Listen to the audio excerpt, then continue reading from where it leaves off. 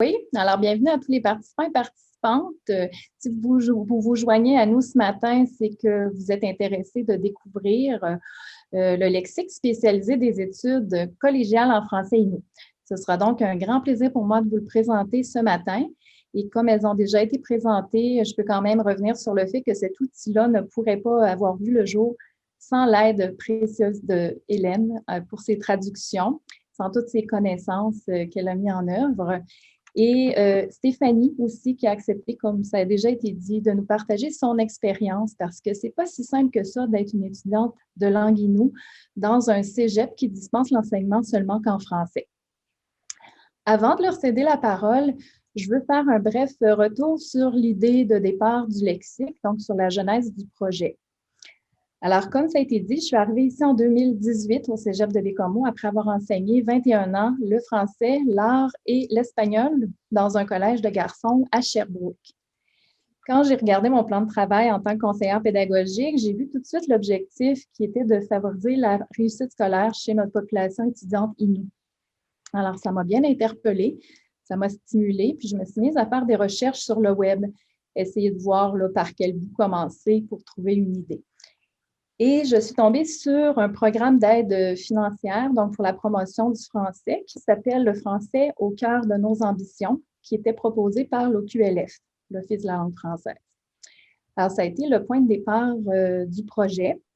Et je me suis mise à questionner les enseignants, les conseillers pédagogiques, mes supérieurs, à savoir donc comment, premièrement, quels sont les besoins auprès de nos étudiants inou réellement. Parce qu'un des premiers constats que je tirais, c'était que mes connaissances de la population inou étaient très minces, limitées, voire nulles, malheureusement. Je me rendais compte que d'avoir grandi à Sherbrooke, ça m'avait coupé d'une réalité intéressante, même les réalités de la Côte-Nord. Je n'étais pas très familière avec ça. Donc, en parlant avec tous et chacun et en faisant mes recherches, j'ai identifié le besoin, il m'a été nommé, puis j'ai décidé de travailler à partir de la complexité que représente le vocabulaire pour nos étudiants et étudiantes inou. Et j'ai commencé à griffonner des idées, mais là, je me disais, je ne peux pas faire juste un dictionnaire parce que ça existe déjà. Alors, en quoi le mien va être spécial? Donc, j'ai pensé à un lexique. Puis, j'ai voulu mettre en œuvre aussi, mettre de l'avant mes connaissances au niveau de l'enseignement. Alors, je voulais que le lexique s'adresse spécifiquement à notre clientèle et qu'il y ait des caractéristiques, des particularités qui puissent répondre vraiment au type d'apprenants qu'ils étaient. Donc, j'ai fait aussi des recherches à ce niveau-là. Et après avoir produit mon projet, je l'ai envoyé à l'OQLF qui a décidé gentiment de nous donner cette subvention-là pour qu'on puisse mettre le projet en branle. Alors, le projet a commencé officiellement en l'automne 2019 et il s'étend sur 3 ans. Donc, déjà, au mois de février, on a fait le lancement de la phase 1, qu'on appelle, où on présente le lexique qui est déjà accessible en ligne et il comporte des mots de vocabulaire qui portent sur 3 programmes. Donc, on a décidé de choisir 3 programmes et d'en ajouter 3 et 3 jusqu'à concurrence, évidemment, de 9 en bout de ligne. Alors, pour ce qui est du processus d'élaboration, comment j'ai fait pour choisir ces 3 programmes-là et les autres? J'ai regardé à quel point le nombre d'étudiants qui est inscrit au cégep, le nombre d'étudiants inou qui est inscrit dans nos programmes et j'ai trouvé les plus populaires. Donc, on a commencé par traiter le vocabulaire d'éducation à l'enfance, éducation spécialisée, puis sciences humaines. Ces mots-là, là, je me disais, bon, il faut que ça vienne des enseignants aussi parce que je n'ai pas les connaissances pour trouver vraiment ce qui est embêtant pour nos étudiants. Alors, les enseignants ont décidé de collaborer et je leur ai demandé de me faire une liste d'environ 170 mots sujets à poser une difficulté de compréhension chez leurs étudiants. Donc, ces mots-là ont été listés et ils m'ont fourni aussi des définitions, puis évidemment les sources là, où ils avaient puisé les mots. Alors, moi, j'ai envoyé ces belles listes-là à Hélène, qui avait un gros travail à faire. Elle nous en parlera tout à l'heure. Et les 3 traductrices qui ont participé se sont consultées et elles ont trouvé des définitions pour ces mots-là. Pas des définitions, mais des traductions pour ces mots-là. Certains mots étaient trop complexes parce qu'ils étaient trop scientifiques ou parce que la définition elle-même était très, très complexe. Donc, elles ont éliminé certains mots pour que, en bout de ligne, il me reste 150 mots par programme d'études. Alors, 450 pour la première année, pour la deuxième et la troisième, ceux qui vont s'ajouter. Et ensuite, là, j'envoie ces mots-là à Frédéric Fontaine, qui est un illustrateur, parce que dans mon idée de projet, je trouvais que l'aspect visuel était très important, l'observation. Alors, j'ai demandé à Frédéric de faire des dessins qui pouvaient mettre en contexte le mot et essayer d'aller chercher des éléments de définition pour qu'on les voit visuellement. Alors, Frédéric, lui, s'est mis à faire un beau travail pour représenter le mot puis bonifier la définition qui est là. Et le dessinateur, l'illustrateur Frédéric, ensuite, me demande toujours mon approbation pour ancrer ses dessins. Et ensuite, on fait l'enregistrement sonore des mots, puis tout ça s'est intégré dans le lexique. Alors, ce processus-là, qui est un travail à la chaîne, se répète chaque année. Et l'année prochaine, au mois d'août, vont se retrouver dans le lexique les mots de comptabilité-gestion, soins infirmiers et soins préhospitaliers d'urgence. Puis, à l'automne 2022, on va intégrer le vocabulaire des programmes de génie civil, techniques d'aménagement synégétique et halieutique. Donc, si vous n'êtes pas très familier, c'est une technique donc, qui parle de la pêche, de la chasse, etc. Et technique policière. Donc, avant d'aller plus loin et de vous montrer l'outil concrètement, je vais justement céder la parole à Hélène pour qu'elle puisse vous parler peut-être des particularités, de quelques particularités de la langue Innu. À toi, Hélène. Oui, bonjour. Comme on vous l'a dit, moi, je suis Hélène Saint-Onge. Je travaille au Conseil des Inuits de Pessamit dans une équipe, c'est l'équipe culture qui inclut aussi la langue. On est une petite équipe qui travaille pour la langue et la culture. Et dans mon équipe, on est 3 spécialistes de la langue qui travaillons justement juste pour la langue Innu. On fait du matériel, on fait beaucoup de choses pour les écoles et pour la communauté. Je vais vous parler des particularités de la langue Innu avant de continuer avec Julie. Donc, la langue Innu, elle fait partie de la famille linguistique algonquienne qui comprend aussi le cri, l'atikamekw, l'algonquin, le naskapi et d'autres langues. Beaucoup de langues du Québec, autochtones du Québec, font partie de la langue algonquienne. Donc, c'est des langues qui sont apparentées. Pour l'Innu, spécifiquement, on peut dire que l'Innu a 3 dialectes principaux. Celui de l'Est, qui comprend toutes les communautés à l'est de cette île, Mingan, Natashquan, La Romaine, Saint-Augustin. C'est toutes des communautés qui parlent le dialecte de l'Est qu'on appelle. Le dialecte du centre, c'est les communautés de Sept-Îles, Maliotenam et Shefferville. Ces 2 dialectes-là parlent ce qu'on appelle un dialecte en N. Le 3e dialecte, c'est le dialecte de l'Ouest, mon dialecte à moi, celui de Pessamit, et Sibit autrefois et Mastéoyache, qu'on appelle aussi le dialecte en L. Il y a 9 communautés Innu au Québec et 2 communautés au Labrador. Et pour ce qui est du nombre d'Innu au Québec, il y a environ 19 000 Innu, selon les données de 2015 du Secrétariat des Affaires autochtones. La langue Innu, c'est une langue qui est descriptive. C'est une langue qui est orale aussi. Elle est descriptive, elle décrit la nature, la fonction ou l'apparence. Par exemple, je vais vous donner un exemple. Si je dis « mashagamo », ce mot-là a 2 termes qu'on appelle des morphèmes. « Masha » qui veut dire « grand ». « Gamo » c'est une étendue d'eau. Donc, « mashagamo » c'est un lac, un grand lac qui a une grande étendue. Donc, notre langue fonctionne comme ça. Elle décrit des choses qui sont concrètes. C'est les réalités des Innu. Par exemple, si je dis Tagapshko, par exemple, le morphème Tago, froid, Pshko, quelque chose de minéral. Donc, c'est quelque chose qui est minéral ou en métal, mais qui est froid aussi. Donc, c'est vraiment descriptif comme on peut voir là. Puis vraiment, la langue Innu, c'était vraiment quelque chose qui est très descriptif, qui parle des choses concrètes. Il y a des choses qu'il n'y a pas d'équivalent en Innu, comme si je dis une limite de terrain, n'importe quelle limite, ben, nous, on n'a pas de mots pour décrire limite. On n'a pas de mots pour décrire, pour traduire le mot société, par exemple. Ce sont des concepts qui n'existaient pas vraiment en Innu autrefois, mais il a fallu quand même, c'est tout le travail, notre travail de traduire ces mots-là, de trouver des mots pour décrire les termes comme ça. C'est vraiment les particularités de notre langue à nous. Merci, Hélène.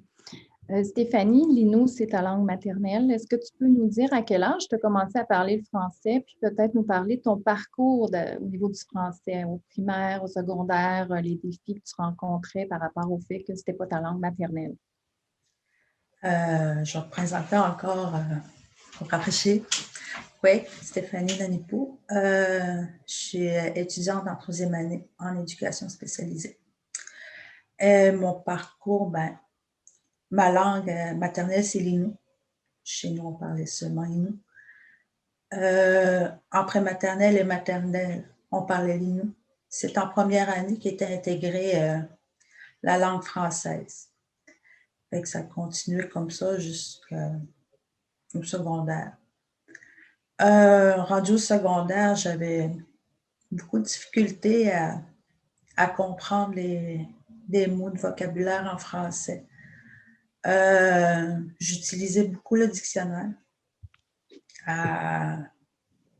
pour apprendre d'autres mots de vocabulaire. Mais c'était difficile au début, là. Et puis, à l'école, on nous apprenait je dirais, français. Il n'y avait pas de québécois, le langage québécoise. C'est en déménageant de ma communauté que j'ai appris la langue, le québécois. Et c'était très dur pour moi parce que j'avais beaucoup de misère à comprendre les gens que je rencontrais. Des fois, c'était drôle. Des fois, c'était OK, je comprends pas. Là. Je demandais toujours qu'on me décrit ou qu'on m'explique qu'est-ce qu'on me disait. Puis je le fais encore aujourd'hui, d'ailleurs. Même au cégep de Bécomo, c'est pareil. Je demande aux profs quand je comprends pas un mot. Ou je vais demander à mes amis. En tout cas, ma langue reste vraiment primaire, puis la langue française, c'est ma 2e langue que j'apprends toujours encore aujourd'hui. Je peux imaginer aussi, Stéphanie, à quel point ça doit être difficile quand tu es dans un cours où il y a du langage spécifique, où il y a de la théorie, puis toi, tu es en train justement soit de demander à quelqu'un un peu le sens de certains mots, soit demander à l'enseignant, puis tu dois intervenir à ce moment-là. Alors, est-ce que c'est quelque chose c'est comme ça que ça se passe pour toi? Exactement. Moi, je demandais, surtout mettre ma timidité de côté, puis oser poser la question à l'enseignant, qu'est-ce qu'il est en train de me dire, parce que je ne comprends pas. Mais parfois, plus souvent, je le demandais à des camarades de classe qui sont Innu pour me le traduire. Soit c'était la traduction, la définition qu'ils me le donnaient, ou bien des exemples. Donc, moi, dans ce temps-là, comme ça, je ne dérangeais pas le prof durant sa théorie, mais je dérangeais par contre l'étudiante à côté de moi. Donc, je l'écrivais à côté, là. Qu'est-ce que ça voulait dire? Je l'écrivais en Innu. En quoi le lexique t'a-t-il été utile, Stéphanie? Moi, premièrement, je ne dérange pas les autres dans ce temps-là. Je ne dérange personne, je reste autonome. Et l'audio est très aidant parce que on apprend beaucoup avec le verbal auditivement. Donc, les mots en français, c'était plus facile de le comprendre par l'audio. Bien sûr, moi, j'ai eu la chance de lire et d'écrire en Innu. Donc, parfois, je n'étais pas obligée de consulter l'audio. Donc, j'avais juste à lire le mot en Innu et j'étais correcte. Parfait. Merci Stéphanie. De toute façon, on va y revenir à ça parce que je veux vous le montrer. Hein. Je sais que vous êtes là pour le voir. Alors, merci pour les témoignages. Ça aussi, c'est tellement précieux, je pense, pour les participants et participantes d'entendre de votre bouche la réalité que vous vivez. Alors, je vais partager mon écran tout de suite. Et je vais vous emmener à la bonne place. Ici, est-ce que vous voyez l'écran du Cégep? Oui. Oui. Parfait. Alors, je vous mène sur l'écran du Cégep, la page d'accueil, parce que c'est à partir de là où vous allez trouver les icônes et la plume qui est directement sur cette page. Donc, vous pouvez accéder au lexique par la plume ou par l'URL français Innu lexique Cégep BC. Donc, on a quelques icônes. On a le « à propos » qui vous parle de l'origine du projet. On vient d'en parler longuement, de nos belles traductrices qui apparaissent. On peut mettre un visage au nom. Frédéric, notre dessinateur, notre illustrateur, qui a un bon bagage, hein, qui a reçu des prix intéressants aussi. Alors, vous pouvez consulter ça. Nos partenaires, l'OQLF et le Conseil des Inuits Pessamit. On peut retrouver les références, les livres qui sont les manuels qui ont été utilisés par nos enseignants, enseignantes qui ont collaboré au lexique.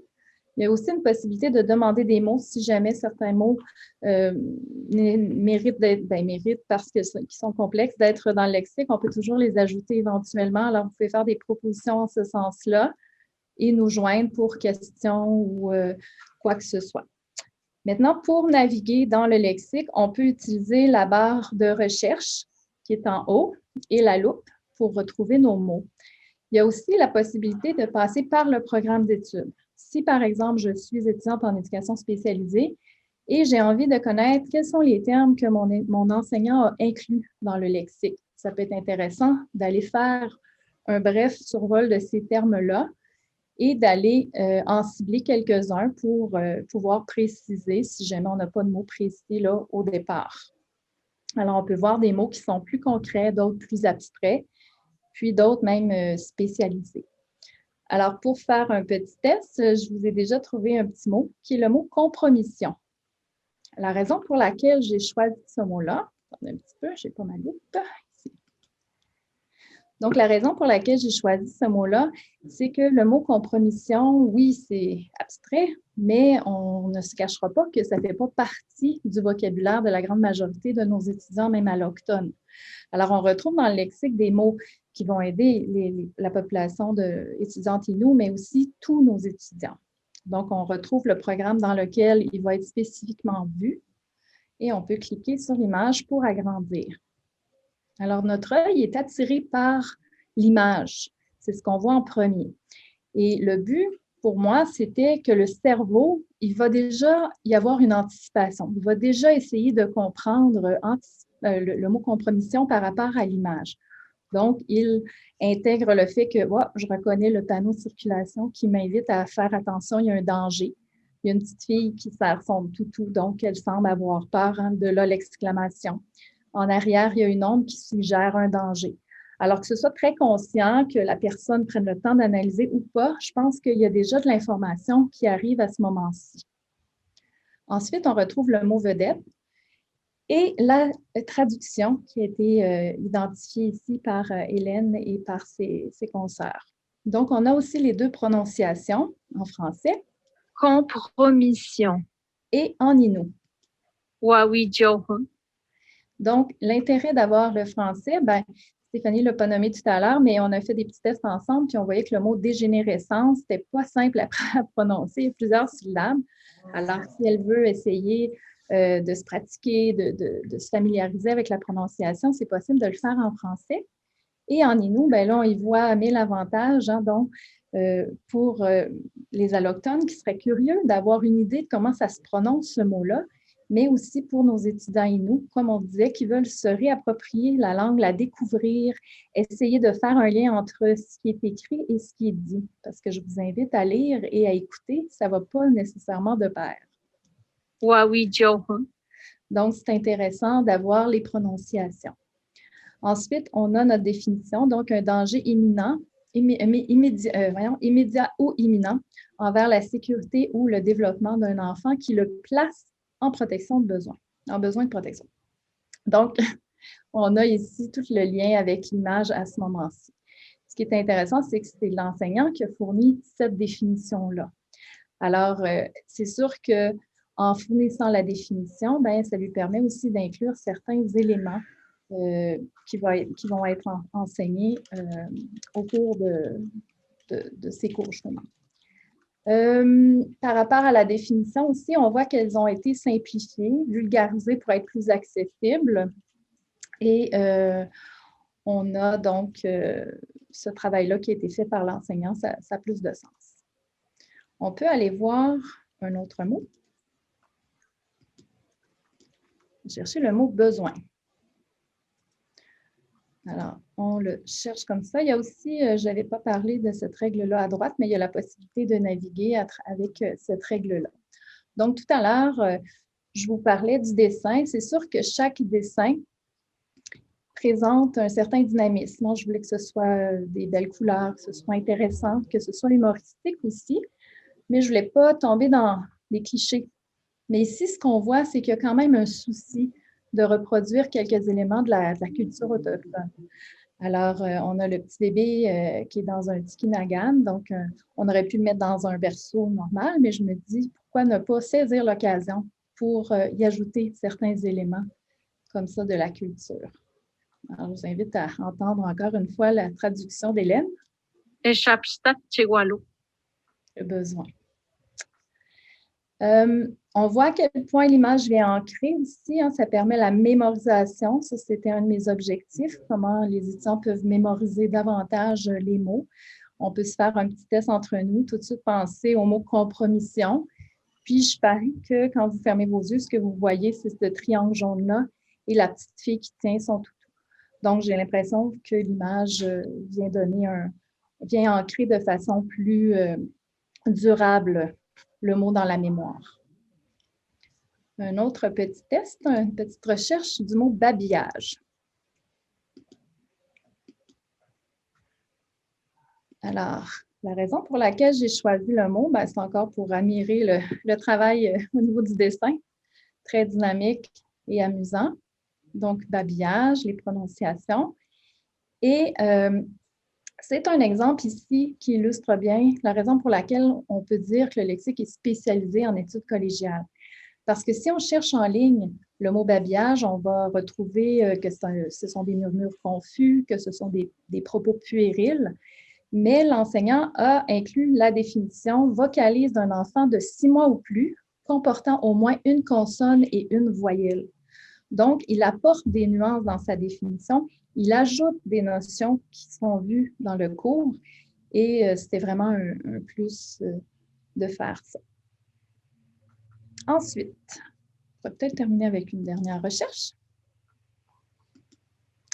Le mot très intéressant, hein, Julie, c'est vraiment intéressant. Ah oui. Alors, le mot humanisme. Cette fois-ci, je suis allée piger dans le lexique de sciences humaines. On va voir que tous les mots du lexique sciences humaines, et comme ce sera le cas pour plusieurs de nos programmes, ce sont des mots qui, en plus d'être abstraits, sont très spécialisés. Alors, encore une fois, je réitère le fait que c'est l'objectif d'adresser le lexique à notre population étudiante Innu, mais à quel point ça va servir à tous nos étudiants qui pourraient avoir besoin d'utiliser la pédagogie inclusive, hein, si on veut, qui veulent apprendre par l'observation aussi. Alors, humanisme, Hélène, pourquoi la traduction est si longue? C'est parce que c'est un concept qui est très difficile à expliquer. Donc, il a fallu vraiment allonger notre traduction. Au fond, ce que ça veut dire, c'est ce que la personne pense et important. Tout ça, ça explique un peu l'humanisme, la définition. On aurait pu faire la traduction de toute la définition, mais on a voulu quand même mettre plus l'important là, pour traduire le mot. Là. Excellent. Donc, certains mots vont avoir qu'une seule traduction, qu'un seul mot pour traduire, mais si je reformule, si je vais dans ton sens, ça veut dire que des fois, ça prend plusieurs mots parce que c'est la description même du mot. Exactement. Puis, on aurait pu faire une traduction pour humaniste, un seul mot, mais ça n'aurait pas collé, là. Ce ne serait pas la définition du mot. Si la personne ne comprend pas la traduction, ça ne sert à rien. Il faut vraiment que la personne comprenne ce que ça veut dire, sinon, elle ne l'utilisera pas, là. Exactement. Donc, ce serait pas très utile, effectivement. Permettez que je pose une petite question. Vous avez dit que qu'il existait déjà quand même des dictionnaires français Innu, si j'ai bien compris.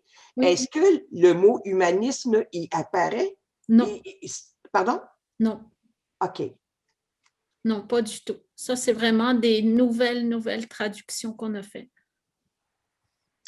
Puis, tu vas peut-être en parler plus tard, Hélène, mais c'est peut-être le temps d'expliquer le fait que dans les dictionnaires, c'est surtout des mots qui sont anciens, qui ont été utilisés en médecine, dans des programmes ciblés, alors que moi, je t'arrive avec des programmes assez spécialisés. Donc, tu dois...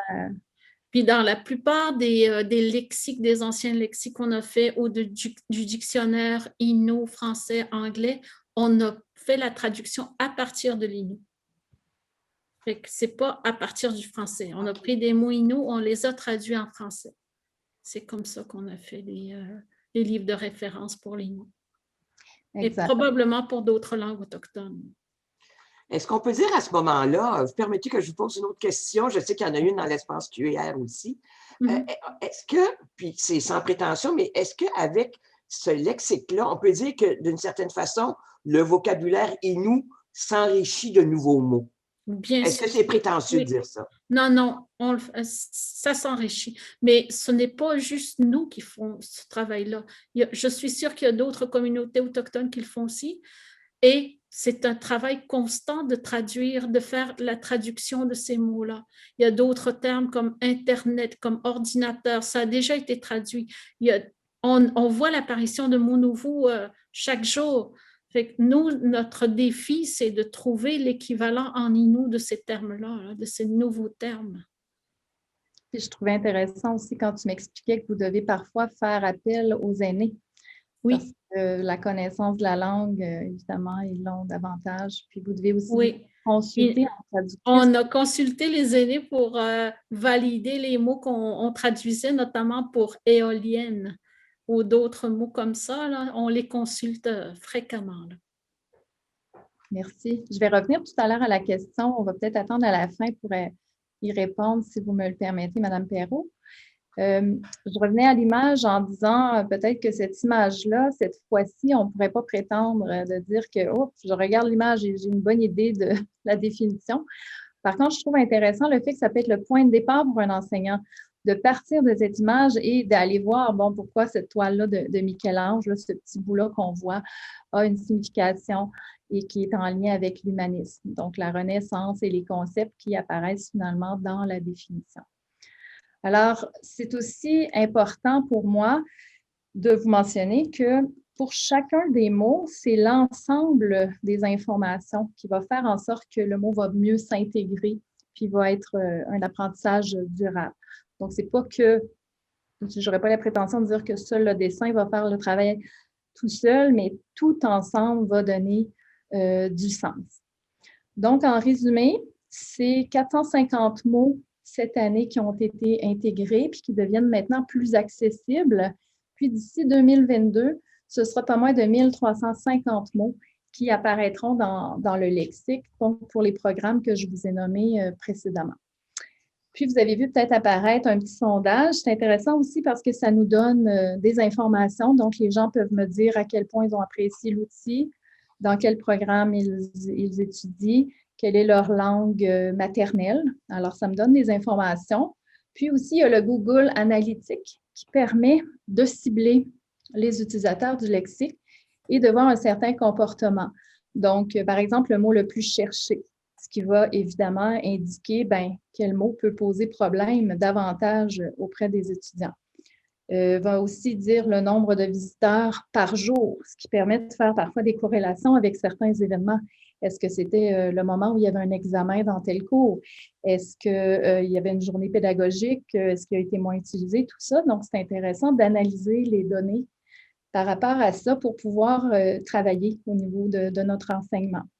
Aussi, le temps passé sur le lexique. J'ai appris qu'en moyenne, c'est vraiment moins d'1 minute que les jeunes vont passer sur une page. Alors, quand je vois que ça fait 3 minutes en moyenne sur les pages du lexique, je me dis qu'il y a un intérêt à ce niveau-là. Ensuite, le programme qui l'utilise le plus, celui qui l'utilise le moins. Alors, ça me permet d'agir puis de le rendre plus intéressant pour ces enseignants-là. Stéphanie puis Hélène, est-ce qu'il y avait autre chose à rajouter, Hélène, par rapport aux retombées du lexique? Qu'est-ce que tu y vois comme avantage? On a nommé quelques-uns, mais est-ce qu'il y avait autre chose de ton côté? Moi, je me dis que si l'étudiant comprend le vocabulaire d'une matière, ça va faciliter son apprentissage. Il va prendre moins de temps à essayer de comprendre certains termes et je suis sûre que ça va jouer dans sa motivation et ça va avoir un impact dans sa réussite scolaire si jamais c'est bien fait le travail. Là, mais je suis sûre qu'on a bien fait notre travail. Malgré qu'il y a toujours place à amélioration. Effectivement. Et ce serait important, je pense, moi, d'avoir une rétroaction, voir si ce qu'on a fait est bien, si on peut améliorer encore ce qu'on fait présentement. Là. Moi, je suis très ouverte pour faire des modifications s'il le faut. C'est vraiment au bénéfice des étudiants. Là. Puis on est dans notre première année, comme je l'ai dit, on a fait le lancement, tout ça, mais c'est constamment en amélioration. On a 3 ans et même plus pour améliorer. Puis déjà, je peux vous donner la primeur que ce sera une application téléchargeable. Donc là, on a vu qu'on pouvait y aller par le site. Et Stéphanie m'a justement fait part que, ouais, mais les étudiants, est-ce qu'ils vont vraiment sur la page d'accueil et tout ça? Fait que tout de suite, j'ai essayé de voir comment on pouvait rendre ça, en faire une application, puis c'est possible de le faire. Alors, ça va être génial, ça va être au bout du doigt, Stéphanie? Oui, ça va être plus facile d'accès. Tu sais, au lieu d'aller, tu prends ton cellulaire, puis tu vas chercher, tu pitonnes. Tu sais, ça prend un petit peu de temps avant de tomber sur la page. Tandis qu'avec une application, tu vas juste l'ouvrir, puis ça va apparaître, puis tu vas avoir aussi le temps de continuer à écouter l'enseignant. Tu sais. Ouais. Si tu as une difficulté. Donc, tu ne perds pas le fil. C'est ça, tu ne perds pas le fil du cours. Tu me parlais aussi d'autonomie, ça te permet d'être plus autonome? C'est être autonome, puis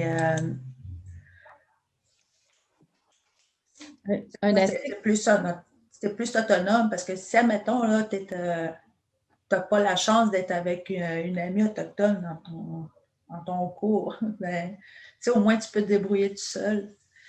Fait que c'est vraiment plus avantageux. Puis il y a un avantage que tu m'as fait découvrir auquel je n'avais pas pensé, puis je me suis dit, tant mieux.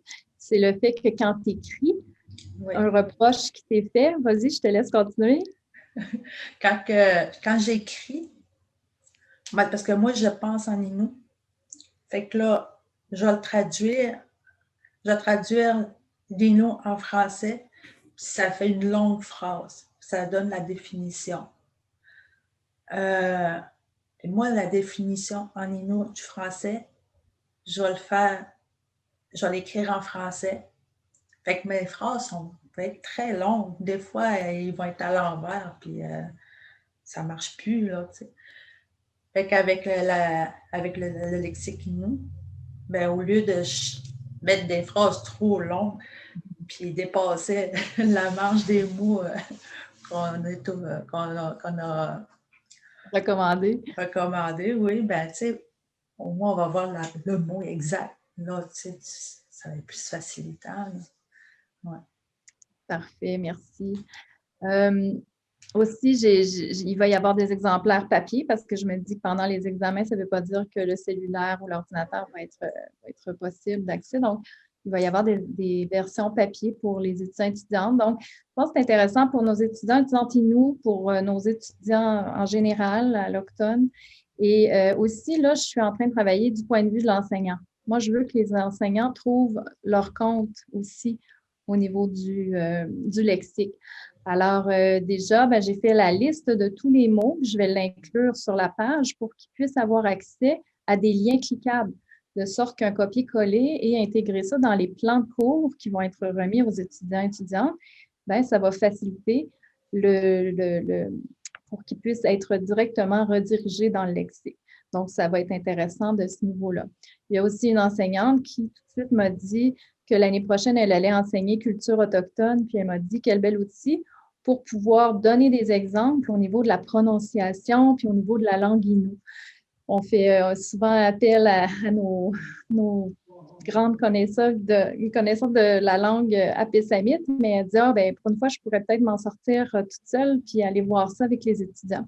Donc, le fait aussi de constater à quel point la prononciation est différente de l'écriture, qu'un mot est un mot parfois, mais souvent une périphrase, comme on l'a dit tout à l'heure. Donc, tout ce qui a été dit, ça peut être intéressant pour aussi le cours de culture autochtone. Ensuite, une autre enseignante qui est en éducation à l'enfance me dit, ça pourrait être très intéressant aussi pour développer une activité inclusive pour l'intégration des concepts pour mes étudiants de première année. Donc, mon cours d'introduction à la profession. Alors, elle travaille pour faire une activité puis proposer cette activité-là.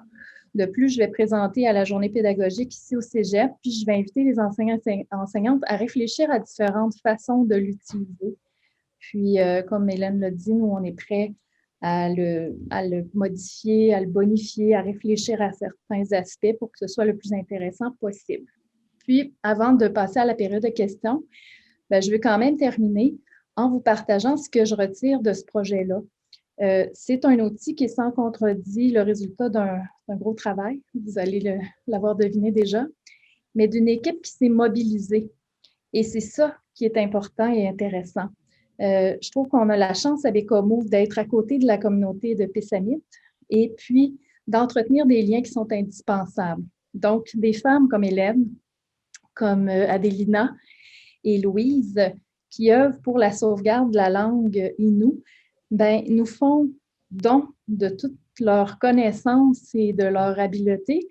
Donc, pour nous, c'est très précieux. C'est un travail de co-construction. Alors, moi, j'arrive avec ma façon de faire, avec mon projet bien organisé, mes étapes et tout ça, et mon petit côté pédagogique, puis elles nous font don de leurs connaissances aussi.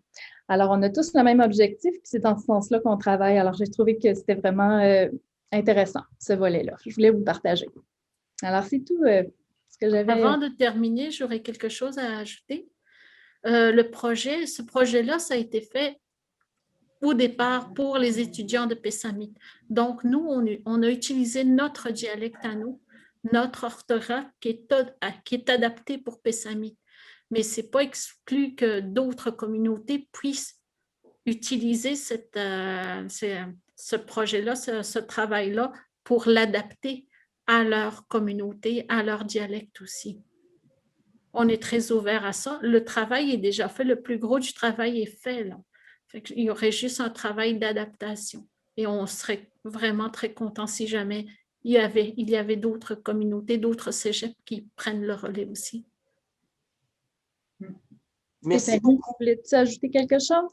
Oui, je voulais rajouter que le lexique Innu, ben, ça va apporter aussi une aide autant pour les Autochtones que les Allochtones. Ça ouvre aussi des portes pour pouvoir avoir une meilleure communication entre Autochtones et Allochtones, puis la curiosité, une ouverture d'esprit, une compréhension entre les deux. Je pense que ça va être très avantageux pour le cégep et tous les étudiants.